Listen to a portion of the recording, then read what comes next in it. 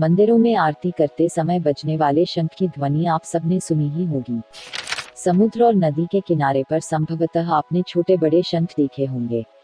कुछ शंख तो इतने छोटे होते हैं कि उन्हें देखने के लिए आवर्धक लेंस की आवश्यकता होती है, जबकि कुछ इतने बड़े होते हैं कि इनकी लंबाई 4 फुट के लगभग होती है। क्या आप जानते हैं कि ये शंख क्या हैं और कैसे बनते हैं?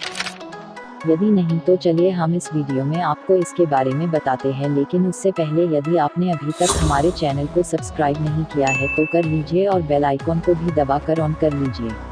वास्तव में शंख एक प्रकार के बिना रीढ़ की हड्डी वाले समुद्री जीवों के शरीर के कड़े खोल हैं। इन जीवों को मॉलस्क कहते हैं। मॉलस्क की 60,000 से अधिक किस्मों का अध्ययन अब तक किया जा चुका है। ये शंख मॉलस्क के शरीर के खोल होते हैं। जैसे जैसे मॉलस्क का आकार बढ़ता है, वैसे ही वैसे यह खोल भी मजबूत और बड़ा होता जाता है। इन शंखों का निर्माण चूने से होता है। मॉलस्क जीव समुद्र के पानी से चूना प्राप्त करके शंख के रूप में जमा करते जाते हैं। जब मॉलस्क की मृत्यु हो जाती है तो शंख तैरते हुए पानी की सतह पर आ जाते हैं। शंख के अलावा मॉलस्क के खोल और भी कई प्रकार के होते हैं, जैसे सीपी, कौड़ी आदि भी कई प्रकार के मॉलस्क के खोल हैं।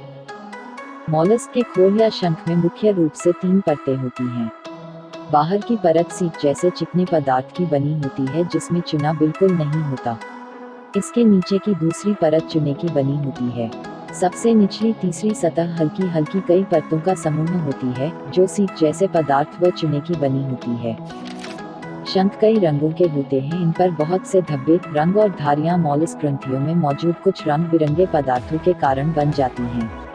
इन रंगों और धारियों से शंखों की सुंदरता और भी बढ़ जाती है। शंख या खोल मॉलस्क जीवों की तो रक्षा करते हैं, साथ ही ये हमारे लिए भी बहुत उपयोगी हैं।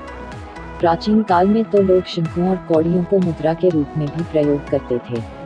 छोटे छोटे शंखों से गले के हार भी बनाए जाते हैं। शंखों से घर की सजावट की चीजें भी बनाई जाती हैं। छोटी छोटी सीपों से बटन भी बनाए जाते हैं।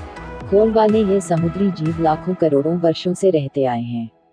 उनके मरने के बाद उनके ये खोल समुद्र की तलहटी में जमा होते रहते हैं, जिनसे चूने की ठोस चट्टानें बनी हैं।